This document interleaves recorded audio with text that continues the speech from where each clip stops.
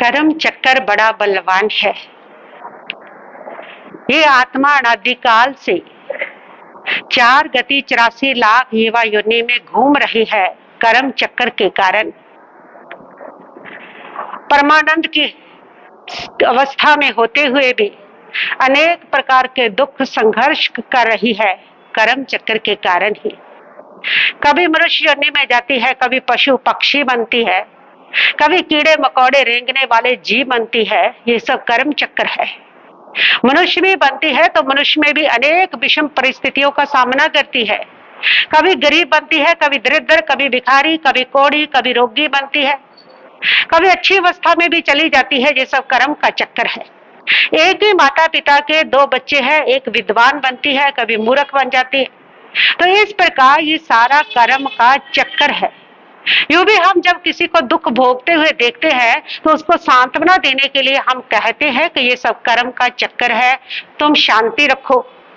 भगवान राम वनवास मिलता है उनको, तो जब भी यह प्रसंग सुनाया जाता है तो हम यही समझाते हैं, इतने बड़े महापुरुषों को भी वनवास के दुख भोगने पड़े, ये सब कर्म का चक्कर है। सीता को भी वन गमन जाके उसके बाद भी वनवास पूरी जिंदगी रहना पड़ा, ये सब उसके कर्म का चक्कर है। हरिश्चंद्र को मरघट की नौकरी करनी पड़ी, कर्म का चक्कर है। दासी बनकर के उसकी पत्नी को बाजार में बिकना पड़ा, ये सब कर्म चक्कर है। तो जीवन में जब भी दुख आते हैं तो हम यही कहते हैं ये सब कर्म का चक्कर है।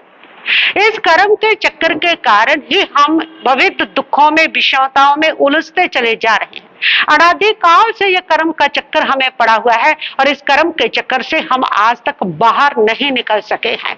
कर्म का चक्कर बड़ा भयंकर है। कर्म का क्या चक्कर, तो कोई भी हो वही बड़ा भयंकर होता है। किसी भी चक्कर में इंसान पड़ जाए, उस चक्कर से बाहर निकलना व्यक्ति को बहुत मुश्किल हो जाता है। अभिमन्यु कहते हैं कि चक्कर व्यूह में घुस गए, उसका भेदन नहीं कर सके, उससे बाहर नहीं निकल सके और मृत्यु को वरण करना पड़ा।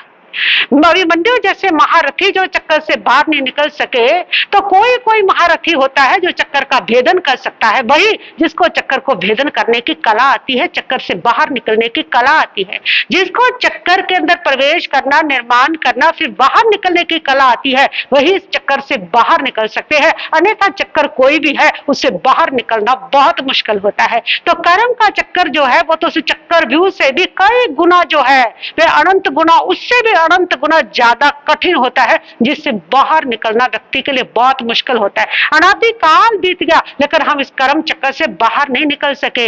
अनादिकाल से ये नहीं है कि हमें धर्म नहीं मिला, हमने धर्म नहीं किया, लेकिन हम फिर भी इससे बाहर नहीं निकल सके। परमात्मा प्रभु महावीर कहते हैं कि अनादिकाल में तुम इतनी बार धर्म कर चुके हो कि यदि उसका हिसाब किताब लगाया जाए तो इतनी माला, इतने तुम्हारे धर्म के उपकरण कि मेरू पर्वत जितना वो ढेर लग जाए, इतना तुमने कर लिया, लेकिन फिर भी कर्म चक्कर से बाहर नहीं निकल सके हैं हम लोग। तो इस कर्म चक्कर से क्या बाहर निकल सकते हैं?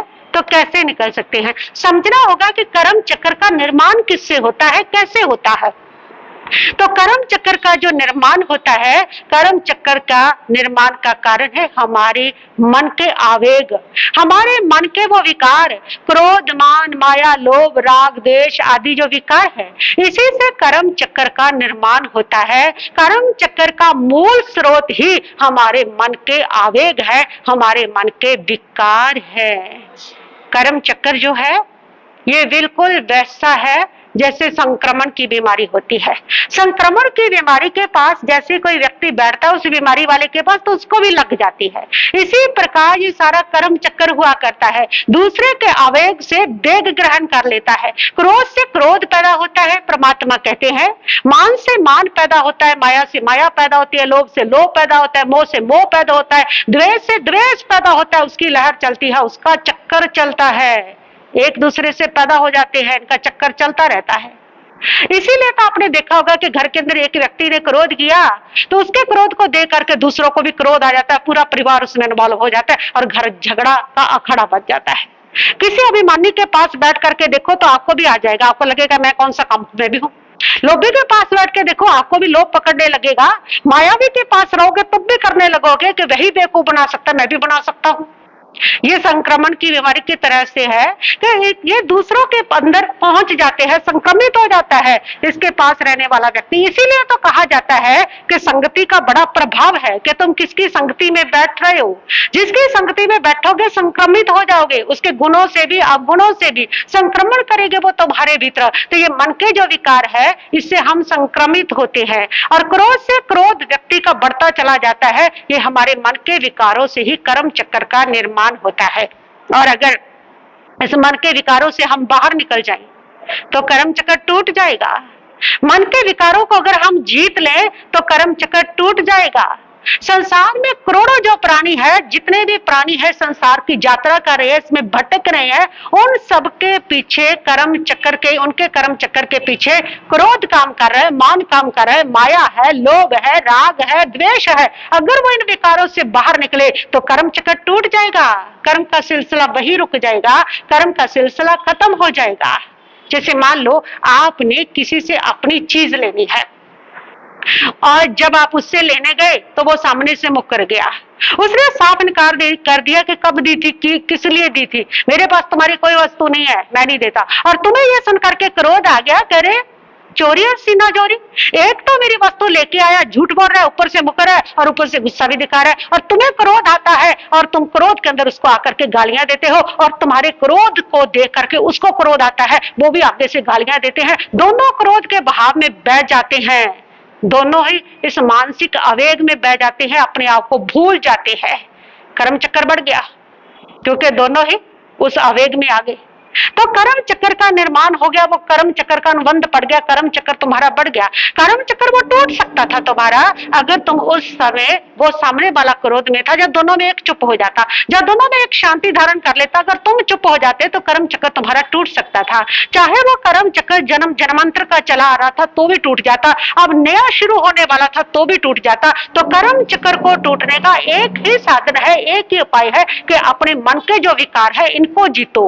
आपके मन के जो विकार है इनसे बाहर निकलो तो कर्म चक्र का सिलसिला टूट जाएगा, कर्म समाप्त हो जाएंगे, कर्म खत्म हो जाएंगे।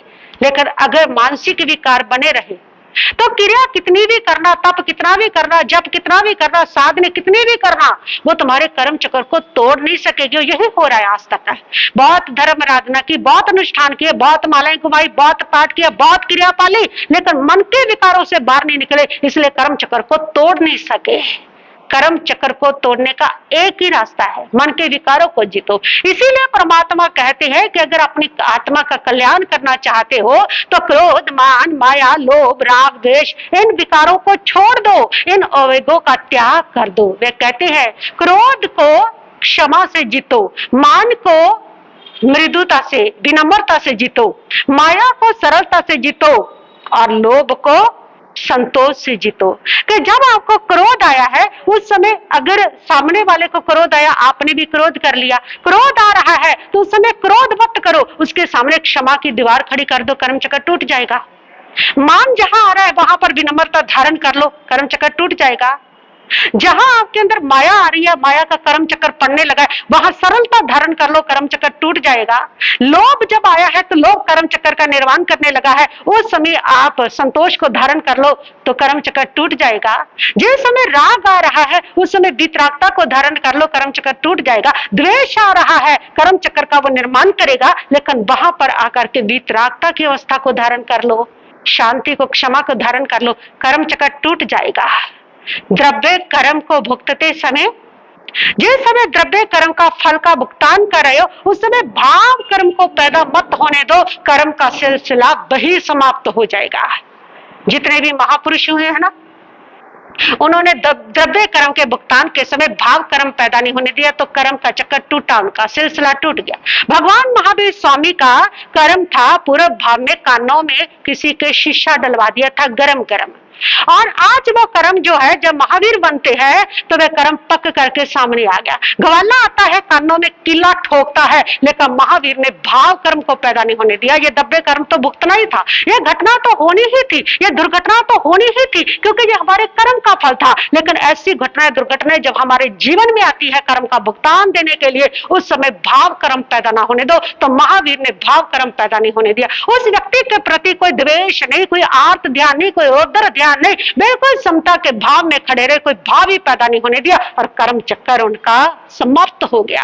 भाव पैदा होता है तो कर्म चक्कर चलता है, आगे बढ़ जाता है, भाव के साथ ही बढ़ता है। सकंदक मुनि जो है वह दंडक राजा के यहाँ प्रतिबोध देने के लिए अपने 500 शिष्यों के साथ जाते हैं। दंडक राजा का मंत्री उनसे नफरत करता था और दंडक राजा को बहका करके उसने उनसे आज्ञा ले ली और उन्होंने आदेश दे दिया पालित मंत्री ने कि इन सारे संतों को घानी के अंदर पील दिया जाए। अब पीलने लगे घानी के अंदर। सकंदक के 500 शिष्य सामने पीस रहे हैं और सबने द्रव्य कर्म समझा कि द्रव्य कर्म उदय में आया, हमने ये कर्म किया है, कहीं ना कहीं ये घटना हो रही है। उन्होंने भाव कर्म पैदा नहीं होने दिया। 500 के 500 ये शिष्य है वो मुक्ति में पहुंच गए, उनके कर्म का सिलसिला कर्म चक्कर टूट गया, लेकिन सकंदक नहीं कर सके। सकंदक को जैसी ये दुर्घटना हुई, ये घटना सामने आई, उनके अंदर भाव कर्म पैदा आ गया। उनके मन के अंदर आया कि ये पालित कितना दुष्ट है, छोटे छोटे मेरे संतों को घानी के अंदर पील रहा है। भाव कर्म पैदा हो गया। फिर वो जो गुस्सा है पालित से राजा के ऊपर आया, राजा कैसा अंधा है जो ऐसे व्यक्ति को सारी हुकूमत संभला रहा है। फिर गुस्सा आता है प्रजा के ऊपर, ये प्रजा भी बिल्कुल निकम्मी है, ये विरोध नहीं कर रही है, इतना पाप हो रहा है, इतना अन्याय हो रहा है, उसका विरोध नहीं कर रही है। बस फिर उनको क्रोध आता है, सोचता है कि इसका बदला लेके हटूंगा। और जैसे ही मृत्यु होती है तो वो भाव कर्म पैदा होने से कर्म चक्कर बढ़ गया और कर्म चक्कर बढ़ने से अग्नि कुमार देव बने और सारा दंडक राज्य को जला दिया और अनंत भाव को बढ़ा लिया। उस घटना के समय उनको भाव कर्म पैदा हुआ, इसलिए कर्म चक्कर बढ़ गया, कर्म चक्कर का निर्माण हो गया। लेकिन उन्होंने ऐसी दुर्घटनाओं में 500 शिष्यों ने भाव कर्म को पैदा नहीं होने दिया, इसलिए उनका जो कर्म था वो वहीं पर समाप्त हो गया, कर्म का सिलसिला खत्म हो गया, वो जन्म मरण से मुक्त हो गए। गसु कमाल मुनि ने पूर्व भाग में देवरानी के बच्चे के सिर के ऊपर गरम गरम पूड़ा बांध करके उसको मरणांतिक पीड़ा दी थी। ये कर्म उनके खाते में पड़ा था और आज जब ये कर्म का उदय आया तो वो घटना तो होनी ही थी उस कर्म के कारण। आज वो ध्यान में खड़े हैं, साधु बने हैं और सोमल ब्राह्मण आता है उनके सिर के ऊपर अंगारे रखता है, लेकिन उन्होंने भाव कर्म अब पैदा नहीं होने दिया। कोई भाव नहीं, समता के भाव रखे, कोई द्वेष नहीं, कोई घृणा नहीं, कोई चिंता नहीं, कोई रोना नहीं, कोई दुख नहीं, कोई पीड़ा नहीं। और इस भाव कर्म के पैदा न होने के कारण कर्म का सिलसिला समाप्त हो गया, वहीं पर खत्म हो गया। खंदक मुनिराज ने पूरे भाग में एक राय को छीला था और बिल्कुल बिना कटिंग के एक ही कार में गोल आकार में छील करके बड़ा प्रसन्न हुए थे, बड़ा आनंद लिया था, बड़े मजे के साथ छीला था। उसको तो पीड़ा मिली थी ना वनस्पति के जीव को, तो जैसे छीला तो वो कर्म बंधा था। और इस भाग के अंदर वो घटना उनके साथ कर्म के रूप में आती है कि कोई व्यक्ति कोई दुष्ट उनके पूरे मांस को छील देता है, लेकिन उन्होंने उस घटना में भाव कर्म पैदा नहीं होने दिया, कर्म का सिलसिला समाप्त हो गया। कर्म का चक्कर अगर तुमने साधना है, कर्म का चक्कर समाप्त करना है ना, कर्मों को अगर काटना है तो इन भाव चक्रों को, इन भावों को, भाव कर्म को पैदा करना बंद करना होगा। अगर किसी ने तुम्हारी निंदा की है तो भाव मत बिगड़ने दो, कर्म चक्कर टूट जाएगा, सिलसिला समाप्त हो जाएगा। किसी ने तुम्हारे पर इल्जाम लगाया है उस समय भाव कर्म पैदा मत होने दो, कोई उस समय आर्त ध्यान नहीं होना चाहिए, कोई चिंता नहीं, कोई बैर का भाव नहीं, कोई दुश्मनी का भाव नहीं, कोई नफरत का भाव नहीं, उस समय भाव कर्म पैदा मत होने दो, तुम्हारा कर्म चक्कर टूट जाएगा। बस मन के विकारों के ऊपर नियंत्रण करो, मन के विकारों को जीतो, मन के विकारों से बाहर निकलो, कर्म का चक्कर टूट जाएगा, कर्म समाप्त हो जाएंगे। कर्मों का निर्माण होता है मन के विकारों से, मन के आवेग से, इसी से कर्मों का निर्माण होता है। और ये जब तक चलते रहेंगे तब तक कर्म का निर्माण होता रहेगा और कर्म चक्कर में तुम उलझते चले जाओगे। ये कर्म चक्कर जो है ये तुम्हें कभी ऊपर कभी नीचे, कभी दुख कभी सुख, ये संघर्ष तुम्हें कराते रहेंगे। अनंत संसार में ये कर्म चक्कर घुमाते रहेंगे। जब तक तुम अपने मन के विकारों पर विजय नहीं पाओगे तब तक ये सिलसिला चलता ही रहेगा, चलता ही रहेगा। चाहे कितना तप करना, कितना जप करना, कितनी साधना, कुछ भी करना, तब तक चलता रहेगा। साधना का मतलब ये नहीं है कि बाहर के जो अनुष्ठान है, जो क्रिया है, उसका मतलब ये नहीं है कि तुम्हारा धर्म हो गया। और सारी क्रियाओं का मतलब ही ये है कि ये मन के विकार जीते जा सके। अगर सारी क्रिया करके मन के विकार वैसे के वैसे खड़े हैं तो कर्म का सिलसिला कभी टूट नहीं सकता। जिस दिन से तुम इन विकारों को जीतोगे ना, मन के विकारों को, उस दिन से तुम्हारे कर्म का सिलसिला समाप्त होगा। मैंने ऐसे बड़े बड़े लोगों को देखा है जिनको 4 अक्षर पढ़ने आ जाते हैं, थोड़ा सा धर्म आराधना करने आ जाते हैं, वो इस प्रकार तन करके बैठे रहते हैं। और दूसरे सभी संतों को नफरत के भाव से देखना, उनको वंदना ना करनी, उनको आहार पानी ना देना, उन सबको नफरत के भाव से देखना कि जैसे मोक्ष सिर्फ हम ही जाएंगे, बाकी सब नरक में जाएंगे। ऐसे मन के विकार उनके कठिन हो जाते हैं, ऐसे मन के विकार उनके जटिल हो जाते हैं। और मुझे उनको देख करके कई बार लगता है कि ये पता नहीं कौन सा पाठ पढ़ रहे हैं, कौन सा लेसन पढ़ रहे हैं, ये कैसे रास्ते से भटकते चले जा रहे हैं। कि ये मन के विकार जब तक चलते रहेंगे तब तक तुम चाहे कितनी कठिन क्रिया करते रहो, तुम कितना मरते रहो, कितना खपते रहो, तुम्हारा कर्म चक्र टूटने वाला नहीं है। कर्म चक्र तभी टूटेगा जब मन के विकारों को जीतोगे। इसलिए अपने मन के विकारों को पे नियंत्रण करो। क्रोध आ रहा है तो उसके ऊपर उसमें क्षमा धारण करो, कर्म टूटेगा।